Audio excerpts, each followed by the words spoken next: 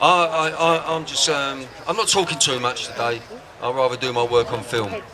You can go into piemeshfilms.com and see all the work we've done concerning the horrific subject of child abuse. The children of the future, that's where life begins. Let's sort it out. Let's sort it out. Yeah! Who wants their children in years to come say, hang on, my mum and dad were around then, they never done anything. Why didn't my mum and dad do anything? Paedophilia is controlling world politics via blackmail. Got it? Jimmy Savile was a devil. We got one up there as well. Kenneth Clark, a nonce, a paedophile. Leon Britton.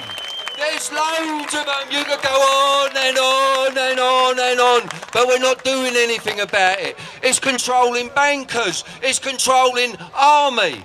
And when I was up there a little while ago, because they weren't letting you in, I said, the police officer said, I said, why won't you let them in? He said, because we're waiting for the boss of G4S to say that we can let some more in. I said, well, you working for them?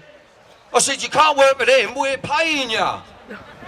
We're paying the police, they're working for G4S. It's bang out of order. And then a lady's come up to me and she said to me, Bill, I spoke to some people and we can't get no water for the kids down there. Where are you, darling? Did you get your water? Yeah, there's water here now. You got water now? Good. Let's give the kids water at least, you know what I mean? Then I told two other police officers and it's like, Now, I'm not saying that all police officers are bad because by no means are they. I work with them myself, you know. I work with child investigators, detectives. But this was, I was going to rattle on for a little while, but I'm not going to talk anymore because at the moment, the man of the moment is a guy called Ben Fellows. And he's a victim of abuse, the same as myself. And all you abuse victims here, especially institutional abuse, hello. Hello. And you don't be ashamed no more. It's not your fault. It's our governments. It's our politicians. Jimmy Savile was going to Margaret Thatcher's, I think it was 13 consecutive Christmases, at Chequers, because he was updating her on all the paedophiles, the powerful ones, and then she put their arms up their backs and controlled it. Why didn't anybody ever question Margaret Thatcher? Anyway, you're all here. Just being here means you're doing something and you're part of it. And we got to fight against paedophilia because it's still going strong now. Now. So don't make your children ashamed of you. Let's pick up the beat on this. And where's David? Where's David? Is he about? Where's David? Ike, talk about it when you get up here, bruv. I haven't spoken to you for a while, David.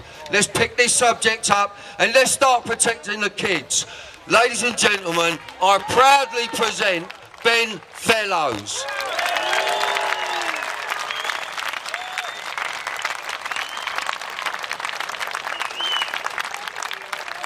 I am alive and well. I have been on the run for 7 days. I have lived in many houses, on boats, on coaches, travelling around the country to get here today to tell you this message, that Ken Clark is going to find himself in a court whether he likes it or not. When they came out and said that Jimmy Savile was the only person in the BBC who was a paedophile, I said, I was a child actor in the BBC. There's loads of paedophiles. Children's BBC are run by paedophiles. You go to auditions, they say, take your top off. You know, can you pretend to lick an ice cream? That's how they do it. And it's all done through agents and casting directors. And then I came out and said, well, it's the wider industry. And that got put into the Daily Express. And they said, not only that, but when I met Kenneth Clark, when I was working for the Cook Report as an investigative journalist many years later, I was 18 years old. The producer of the programme said, look, can you say you're 15 to grease the wheels against these guys? Because they knew that young boys hung around with these businessmen and they wanted to get in with them. So I said to Ken Clark when I met him, I'm 15 years old. And what did he do? Yeah, groped me, sexually assaulted me. Yeah. So, the police came to me and said, this is Operation Fairbridge, not Utree. Operation Fairbridge said, we're the men. They're the boys, Utree. We can actually go after these guys. And I said, well, what happens if you, why can't you go and ask Prince Charles? What was he doing with Jimmy Savile in Scotland? Why can't you go and speak to him? And they said, basically, we'd love to, but we don't know if we can, protocols. But you need to make a statement against Ken Clark because you don't know what's going to happen in the future. I said, I don't want to make a statement against Ken Clark. I've done my article, he hasn't sued me. Nobody has sued me. I have not seen a solicitor's letter. I have not seen a cease and desist from anybody. And that only happens when you're telling the truth. Otherwise, I'd be crucified and it would have happened instantly. My YouTube channel got taken down, my Facebook channel got taken down, and my Twitter account got taken down, all in the space of about 10 minutes.